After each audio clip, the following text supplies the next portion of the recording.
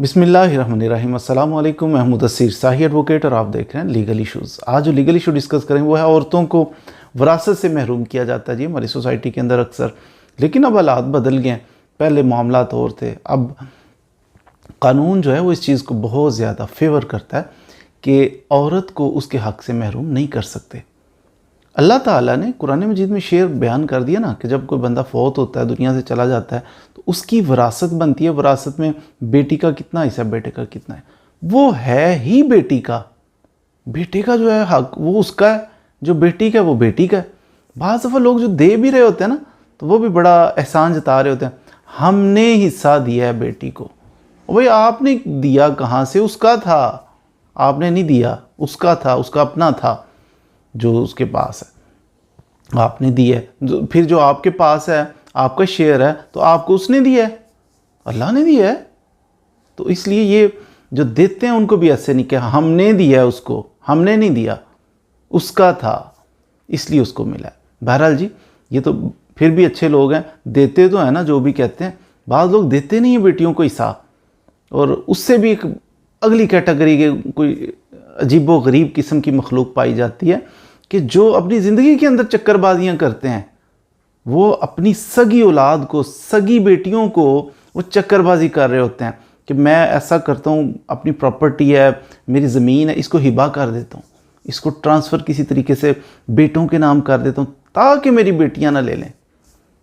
कैसा बदबख्त सा शख्स होगा ये कि जो ऐसी सोच रखता है कि अपनी लाइफ टाइम के अंदर वो ये सोच रहा होता है कि बेटियों को मैंने नहीं देना, बेटियों को महरूम करना है मैंने, और बेटों को देना है। अरे बेटे क्या तुम्हारे साथ कब्र में जाएंगे? एनी हो, ये भी एक तरीक़ाकार है। अभी एक जजमेंट मैं आपको बताता हूँ, काजी फायज़ ईसा साहब की जजमेंट है। ये 2021 में आई थी, SCMR 2021, पेज इसका 179। तो ये जजमेंट इसके अंदर यही होल्ड किया था। हुआ क्या था कि एक शख्स फोत हो गया, तो उसकी जनाब एक बेटी थी, एक उसकी बेवा थी। बेवा को भी छुट्टी करा दी, उसकी बेटी को भी छुट्टी करा दी, ये 3 बच्ची। अब क्या उसकी प्रॉपर्टी तो थी, ज़मीन तो थी। अच्छा ज़मीन थी तो उसकी बेवा को और उसकी यतीम बच्ची को क्यों ना मिली? कहते हैं वो चाचा जी जाते हुए हिबा कर गए थे। चाचा जी हिबा कर गए थे, उन्होंने कहा कि मेरा तो बेटा को नहीं है, तो मैं ऐसा करता हूँ, मैं जाके तो अपने भतीजों को कर देता हूँ। तो वो हिबा कर गई, ये देखो जी अंगूठा, ये देखो साइन, तो ये तो वो। अब ये जो एक बेवा थी, एक बच्ची थी, इन्होंने चैलेंज कर लिया। लेकिन याद रखिए, चैलेंज जो बंदा करता है ना, सिविल कोर्ट के अंदर उन्होंने चैलेंज कर लिया, उन्होंने कहा कि ये गलत है, हिबा ख़त्म होना चाहिए, ये तो झूठा हिबा इन्होंने पता नहीं कहाँ से तैयार कर लिया। औलाद की मौजूदगी में, अगरचे मैं बेटी हूँ, लेकिन मेरी मौजूदगी में वो क्यों किसी और को करेंगे? एनी हो, इस पे टाइम लग जाता है। अगरचे आजकल इसमें टाइम थोड़ा सा लग जाता है, एक अदालत से फ़ैसला होगा, दूसरी से तीसरी, 1 2 3 अदालतें आपको घूमनी फिरनी पड़ सकती हैं। लेकिन ज़्यादातर अदालतें ऐसा ही देखा गया कि वो एट द एंड बेटी की ही फेवर में करती हैं, बेटियों की ही फेवर में करते हैं कि उनको हक मिलना चाहिए। इस केस में भी कुछ ऐसा, काजी फायज़ साहब के पास जब ये केस लगा तो उन्होंने फिर न सिर्फ ये औरतों के हक़ में, यानी बेवा और यतीम बच्ची, उसके हक़ में फ़ैसला किया, बल्कि साथ जुर्माना भी किया दूसरी पार्टी को कि आप किस चक्कर में पड़े हुए हो। उनके बाप, बच्ची है, उसके बाप की विरासत है, उसको मिलनी चाहिए। आप लदे ही बाप ने तैयार किया हुआ है, तो उनको फिर एक अदालत, फिर दूसरी अदालत में अपील करो, तीसरी अदालत में अपील करो। तो ठीक ठाक जुर्माना भी किया कि इनको, औरतों को जुर्माना भी आप दें। तो समझने की बात इसमें यह है कि शरीयत के अंदर वाज़ेह तौर पे एक दूसरे का माल जो है वो नाहक तरीके से ना खाएं, जायज़ तरीके से खाएं। मिसाल के तौर पर जायज़ तरीका माल खाने का क्या है? आपके अब्बा जी दुनिया से तशरीफ़ ले गए हैं, तो जायज़ तरीके से उनका माल आपको मिला है, आपके नाम पे लग गया, ये है जायज़ तरीका, खाओ।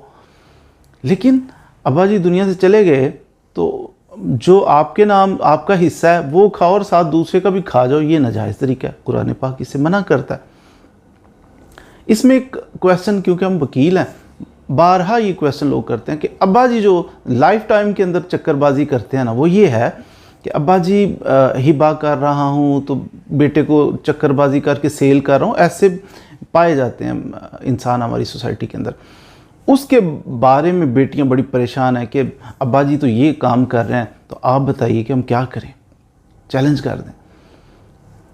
तो उसमें मेरी राय ये होती है, लाइफ टाइम के अंदर आपके वालिद साहब अगर ऐसा कर रहे हैं, अपनी बेटियों के साथ उनको महरूम करना चाहते हैं कि मेरी प्रॉपर्टी है तो मेरी बच्चियों को ना मिले, बस बच्चों को मिले, तो इस चक्कर में वो कुछ ना कुछ अगर कर रहे हैं, लाइफ टाइम के अंदर सपोज़ हम चैलेंज कर भी लेते हैं कि ये वालिद साहब ने हिबा किया बेटे के नाम पे, इसको चैलेंज, टूट गया हिबा, ख़त्म, मनसूख हो गया, फिर क्या होगा?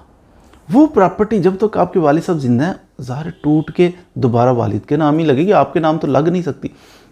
जब तक वालिद साहब जिंदा है तब तक उनके नाम रहेगी। विरासत बनती तब है जब वो फौत हो जाए। बाज़ बंदे जज्बाती होकर कहते हैं अब्बा जी के पास बड़ी प्रॉपर्टी हमें देते नहीं है, तो क्या अब्बा जी से क्लेम कर सकते हैं? नहीं कर सकते।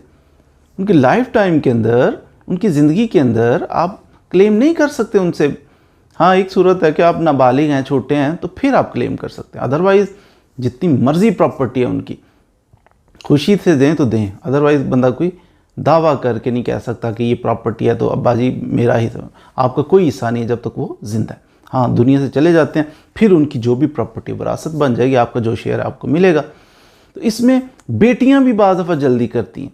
अब्बा जी कोई उस किस्म के होते हैं कि वो चक्करबाजी कर रहे होते हैं कि जनाब इसको महरूम कर दूं, ऐसे कर दूं, वैसे इससे छीन। बाज़ दफ़ा ऐसे वालिद भी हमने अजीबो गरीब देखे हैं, 2 बेटे हैं तो बेटों को भी महरूम कर रहे होते हैं। अच्छा है ये बेटा जो है ना, इसको ज़्यादा दे देता हूँ, इसको ये कर दे, वो नवाज रहा है और दूसरे को महरूम कर। याद रखिए, हदीस मुबारक मैंने पढ़ी जिसका मफ़हूम यह, हुज़ूर सल्लल्लाहु अलैहि वसल्लम ने फरमाया, जो अपने बच्चों के दरमियान, अपनी औलाद के दरमियान तफरीक करता है ना, एक को ज़्यादा प्यार करता है, एक को ज़्यादा नवाजता है, दूसरे को महरूम करता है, क़यामत वाले दिन इस हालत में उठेगा कि उसके आधे चेहरे के ऊपर गोश्त होगा, आधे चेहरे पे गोश्त ही नहीं होगा।